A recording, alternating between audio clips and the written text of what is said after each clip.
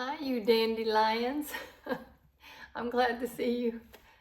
For people who are new to the channel, I call it dandelion because the dandelion, the flower, can blow in the breeze. It can take root anywhere. It can thrive in the worst conditions. And it's very tenacious and it perseveres. So we are the dandelions. And listen, I haven't even uncovered my microphone yet. I'm probably echoing in this house. It's still a little empty. It's getting there. I've lost my favorite necklace somewhere along the way. Anyway, I wanted to put that aside for a minute and come and talk to you because I don't know the age of my viewers, but this caught my eye. It's called Life at 65, and I am 65. I will be 66 in July, and I don't know, I just wanted to share it with you because even if you're not to that age, you will be. God willing, you know, you're going to be there.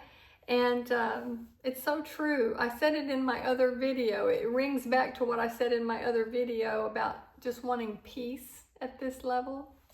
So when I turned 65, I sat in my favorite chair. I looked back on my life and I whispered to myself, so this is the beginning of the final stretch. I kind of thought that when I moved into this house. This is probably the last house I will own in this lifetime. I probably won't live long enough to pay it off. You start seeing your life in increments, and this is truly the final stretch. Now, there are young people who bought houses and it was the last house they ever lived in and they didn't live long enough to pay it off. I understand that. But if all goes normally in life, this is probably it. My little dog Presley is probably the last pet I will own in this life. So you start seeing that box of chocolates dwindling down to a few pieces left. Slowly the truths I had avoided all of my life began to surface. Kids, they're busy writing their own story. We know that. Health, it slips away faster than sand through open fingers. You know, there was a time in my life when I just couldn't imagine my body betraying me. You know, it works fine. I'll just keep it working. Just keep it working. Oh, ye of naivete of youth, you know, it does its own thing now. The government, this is important. It's just headlines, promises, numbers that never change your daily reality. And some people get so involved in the politics and they're just, Is your daily life changing much, really? I turn it off a lot of times. I can't change anything. I can't do anything about it. My life hasn't really changed day to day. I am paying more for gas right now, but I hope that comes down. Aging doesn't hurt your body first. It hurts your illusions. So I sat down with myself and I carved out a handful of bitter but necessary truths. Number one, kids don't save you from loneliness.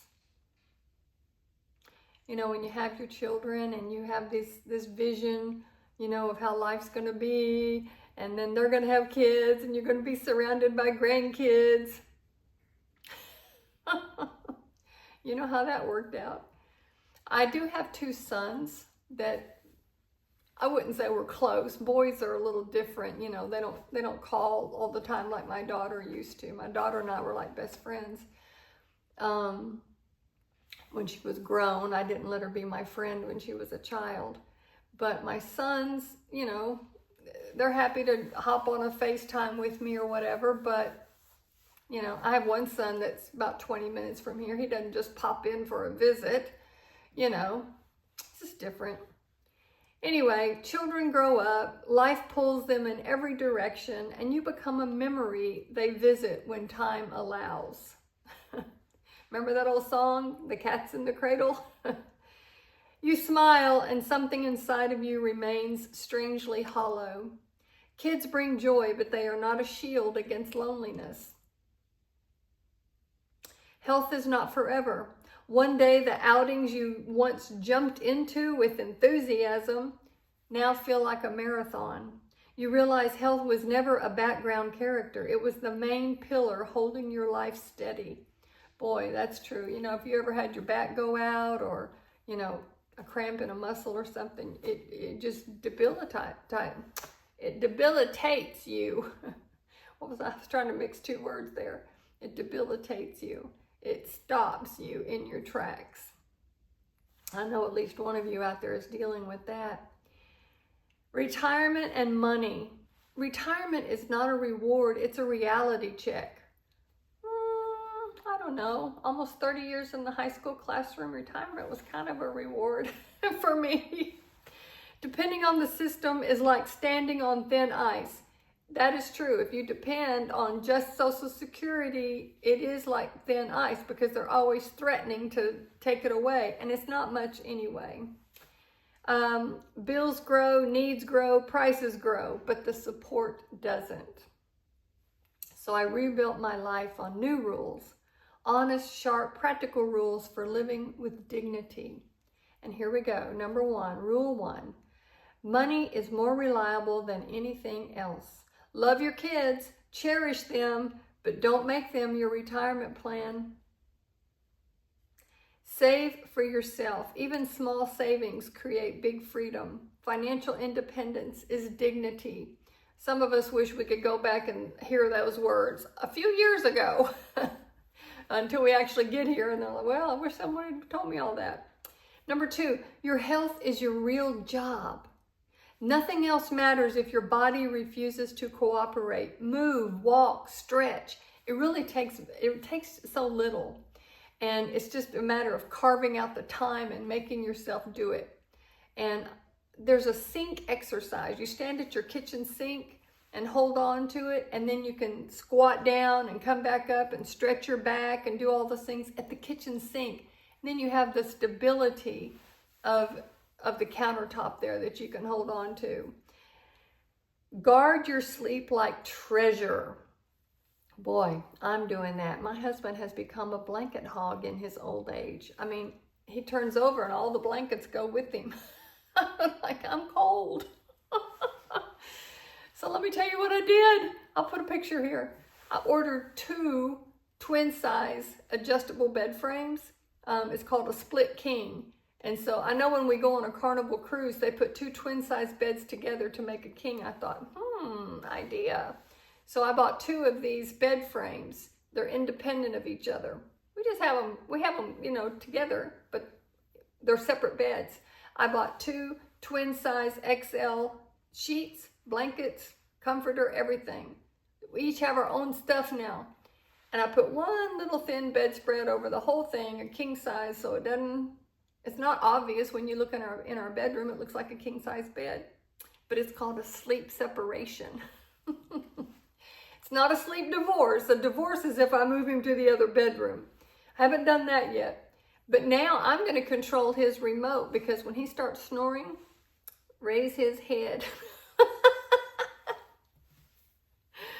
One day he's going to wake up sitting straight up in the bed. Oh, it's good to be queen. Okay, guard your sleep. Eat cleaner. Reduce the poison disguised as sugar and salt. Boy, once you get sugar out of your system, and salt too, you don't really need it anymore. I used to love to think about going to get donuts on a Saturday morning, and it just doesn't even sound good to me now. Illness doesn't discriminate, but it respects those who take responsibility for themselves. Number 3, create your own joy. Yes, remember my old channel? Sprinkle yourself with happy. Create your own joy. Find joy in the moments. Waiting for others to make you happy is the fastest way to heartbreak. So learn to enjoy the small things. A peaceful breakfast, a good book, music that warms the soul.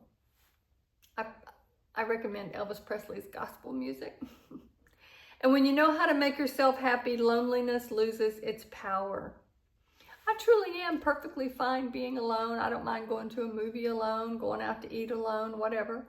Of course, I'd like my husband to be there, but I don't need him there. Number 4, aging is not an excuse to become helpless. Oh my gosh, my little sister, who's 7 years younger than I am. That's what I'm old, I can't do that. You're not that old, get up. Some people turn aging into a performance of complaints, and slowly, even those who love them will start stepping away. Strength is attractive. Resilience is magnetic. People respect the ones who stay capable, not the ones who surrender. And true, we have to admit our own limitations. I know I'm not nearly as strong as I used to be. I learned that in our move. I cannot lift things like I used to. But I'm not going to sit around and, talk about my bad hip and, diabetes and all the other things I have going on, because I've got a lot of good things going on. Number 5, let go of the past. The good old days were beautiful. Yes, they were. But they're gone and there's no return ticket. Clinging to the past, I love this, clinging to the past steals the present. Clinging to the past steals the present. Life today may look different, but it still holds moments worth living.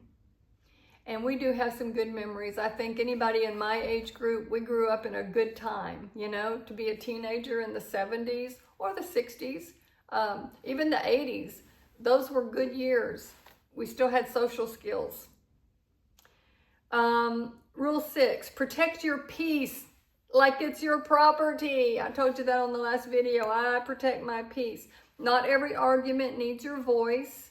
Not every insult needs your response. Not every relative deserves access to your emotions. Peace is expensive. Protect it from drama, negativity, and draining people, even if they are close to you. That doesn't mean cut them out. I wouldn't cut anybody out, but I can, kind of limit. Number 7, keep learning something, anything. The day you stop learning is the day you start aging. A new recipe, a new word, a new app, a new hobby. Your brain needs movement, just like your body does. Boy, let's put a gold star by that one. Learning keeps you young. Stagnation makes you old. And if you are you're not able to get out, take an online course. Something interesting, something for you. It doesn't have to be math, science, and English. How about painting? Oh, I did a lot of painting with a YouTube, Michelle the painter. And boy, she's good. If you ever wanted to take up painting, acrylic painting, she's easy to follow. And I made some pretty good painting artwork with her. Strength and freedom still belong to you. Aging is an exam that no one can take for you. You can adapt, rebuild, and rise stronger, or sit back, complain, and wait for someone to rescue you. And if no one comes to rescue you, you need to stand up for yourself, because you still can. And that single truth is enough to transform the rest of your life. Unknown author, it says. That's good advice, y'all. I hope you enjoyed that. I think I'll put those new rules in the description so you can go back and read them. Hey, I hope y'all have a great day. Go do something nice for yourself. Bye.